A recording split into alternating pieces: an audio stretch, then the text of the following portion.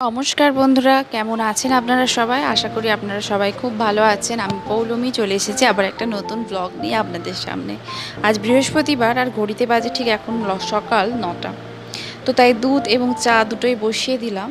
চাটা করছি আমার জন্য আর চরণ কাকুর জন্য, আর দুধ গরম করছি মাম্মামের জন্য, কারণ মাম্মাম বাড়িতে আছে আজকে।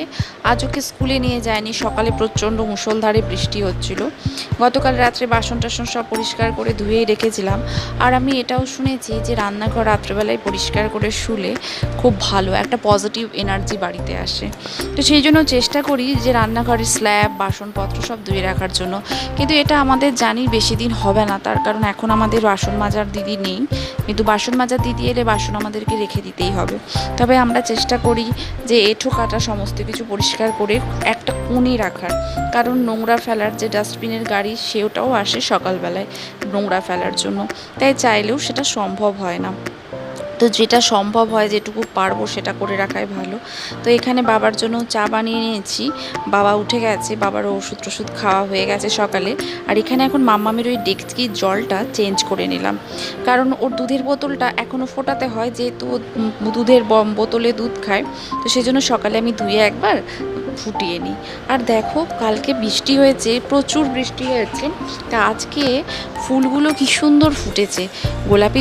গোলাপি জবা তো ফোটেই, কিন্তু ওই যে লাল গোলাপিতে জবাটা, ওই জবাটা কতগুলো ফুটেছে। আর একই জায়গায় এতগুলো জবা একসঙ্গে ফোটার জন্য এত সুন্দর দেখতে লাগছে। প্রত্যেকটা ফুল, কলকা ফুল, আকন্দ ফুল, জবা ফুল, সমস্ত ফুল খুব সুন্দর লাগছে। আগে আরও অনেক গাছ ছিল যখন মালি ছিল, কিন্তু বেকার মালি 2-3 বছর বন্ধ হয়ে গেছে। তো সেই জন্য এখন যেটুকু গাছ আছে সেই ফুলেই আমাদের লেগে বেশি, বাইরে থেকে কিনতে হয় না। বাইরে এইটুকু ফুলমালা দেয়, তারই এত দাম, তারপর এত ঠাকুরের গায়ে সেইগুলো হচ্ছে কুলোতে চায় না। কিন্তু আমাদের বাড়িতে এই গাছগুলো থেকেই এত ফুল ফোটে যে প্রত্যেকটা ঠাকুরকে দিয়েও অনেক ফুল রয়ে যায়। তো যাই হোক, তা আমার মনে হয় সকালবেলার যে এই কাজগুলো যদি টাইম টু টাইম হয়, বাড়িতে একটা পজিটিভ এনার্জি চলে যায়। তো আজকে বৃহস্পতিবার, যেহেতু আমাদের দোকান আজকে ছুটি থাকে, তো সেই জন্য ছুটি মানে বন্ধ থাকে, তো সেই জন্য আজকে বাইরে থেকে ব্রেকফাস্ট হবেই। তো আজকে আমার হাজব্যান্ড বাইরে থেকে নিয়ে এসেছে কচুরি, তরকারি আর হচ্ছে মালপোয়া। তো যতই আমরা ভাবি যে ঘি বা কিছু, কিন্তু এগুলো না সত্যি কথা বলতে রেজিস্ট করা যায় না, দেখলেই খাওয়া হয়ে যায়। তো প্রত্যেকের জন্যই এনেছে। আমার মেয়েও খেয়েছে একটা কচুরি, আর কচুরিটা এত টেস্টি, আবার শুনলাম নাকি তার দামও বাড়িয়ে দিয়েছে। তো প্রত্যেকের খাবার রেখে দিয়েছি ওখানে, বরের ওখানে, শ্বশুরমশাই সবার খাবার রেখে এখন আমরা খাচ্ছি।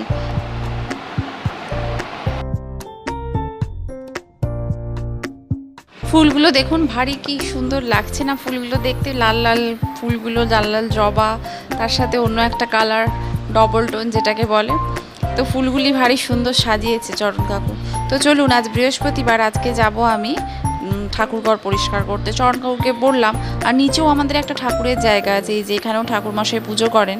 তো এখানে একটা ছোট্ট করে ঠাকুরের শিব দুর্গা সমস্ত কিছু আছে, লক্ষ্মী গণেশ সমস্ত। আমার বর আজকে বাজার গিয়েছিল, যেখান থেকে ফুল, মালা, সন্দেশ সব নিয়ে এসেছে। তা সেইগুলো এখন রাখা আছে। আর এখন চলে এসেছি ঠাকুরঘরে, ঠাকুরঘর ক্লিন করব বলে। তো এখানে এই অবস্থা ঠাকুরঘরের। তো ফুল টুলগুলো আগে পরিষ্কার করে বাসনগুলো আগে রেখে দেবো, তারপরে ঠাকুরঘর মুছে এখন করব ঠাকুরঘরের এগুলো পরিষ্কার, বাসনগুলো তারপরে পরিষ্কার করব। সত্যি কথা বললে কি বলুন তো, মানে মানলে সবই ভালো, না মানলে কুসংস্কার। যারা তারা নিষ্ঠা ভরে তারা অনেকে ভাবে এগুলো কুসংস্কার, এই সেই হ্যান ত্যান। কিন্তু আমার মনে হয় যে একটা পজিটিভ ভাইবস নিজের বাড়ির মধ্যে থাকে। এই সমস্ত বাসি জিনিস সমস্ত কিছু, এই যেমন সকালবেলায় ঘুম থেকে উঠে বাসি কাপড় ছাড়া, আমরা কিন্তু বিয়ের আগে করতাম না। বিয়ের পর আমার শাশুড়ি মা বলেছিলেন যে বাসি কাপড় ছাড়ার জন্য, কিন্তু সেটা এখন না হ্যাবিচুয়েটেড হয়ে গেছি। এখন কি করি না, বাসি জামা কাপড় কিন্তু ছেড়ে নিই।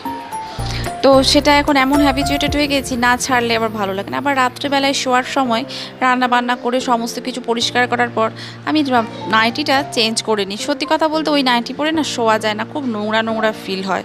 তাই সেই জন্য আমি নাইটি চেঞ্জ করে এগুলো নিজের পরিষ্কার পরিচ্ছন্নতা বজায় রাখায় বলুন যাই বলুন, এগুলো যে যেরকম মানে। আর এখানে এখন ঠাকুর বাসনগুলো মেজে নিয়েছি, দেখতে পাচ্ছেন কত পরিষ্কার।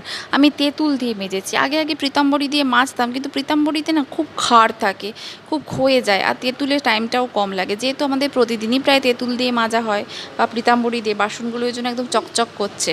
আর আজকে যেহেতু বৃহস্পতিবার, আজ আমি আবার তেঁতুল দিয়ে সাবান দিয়ে ভালো করে ধুয়ে মেজে নিলাম। তো ঠাকুর বাসনগুলো পরিষ্কার থাকলে খুব সুন্দর লাগে। আর সত্যি কথা বলতে ঠাকুর ঘরটা যদি পরিষ্কার দেখি না, আলাদাই একটা পজিটিভ এনার্জি থাকে। তো এখন বাসনগুলো গুছিয়ে নিচ্ছি, প্রত্যেকটা বাসন গুছিয়ে রেখে দিচ্ছি। এরপরে যাব তুলসী মঞ্চে জল ঢালতে।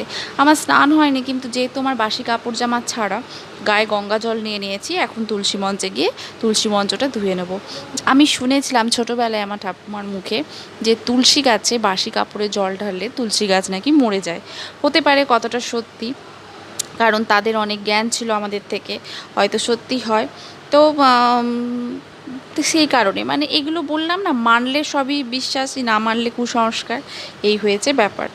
তো এই কাজগুলো করতে আমার খুব ভালো লাগে। আমি যেদিন, অবশ্যই প্রায় দিনই আমাকে করতে হয়, তবে যেদিন আমাকে মানে আমি ফ্রি থাকি, তো সেদিন আমি বলি যে না আমি করব।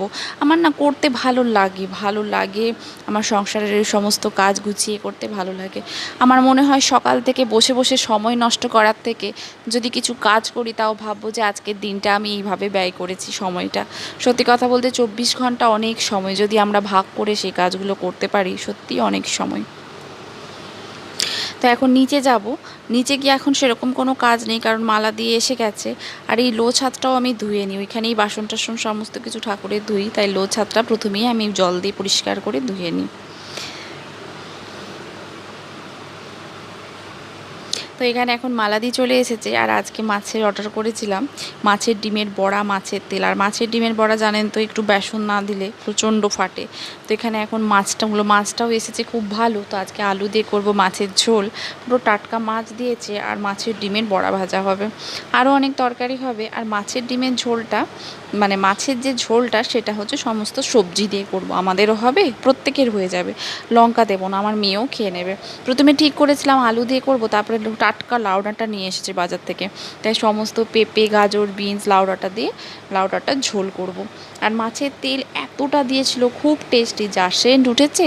কিন্তু হলে কি হবে, এইটুকু হয়ে গেছে।